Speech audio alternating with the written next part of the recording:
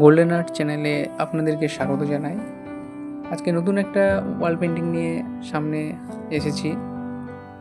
প্রথমে আমি চক দিয়ে মার্কিং করে নেওয়ার পরে তুলি দিয়ে সাদা রং দিয়ে ডালগুলো করে নিয়েছিলাম এবং তার পরবর্তীকালে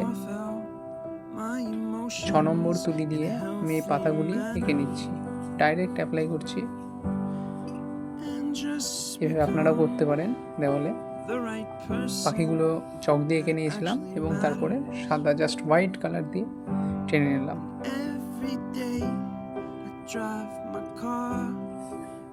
এই ছবিটা আঁকতে মোটামুটি 3 ঘন্টা সময় লেগেছে এবং এখানে আমি ব্যবহার করেছি 6 নম্বর তুলি এবং 12 নম্বর তুলি। তোমরাও এটা অ্যাপ্লাই করতে পারো। এটা এক্ষেত্রে অ্যাক্রিলিক কালার ইউজ করেছি আমি।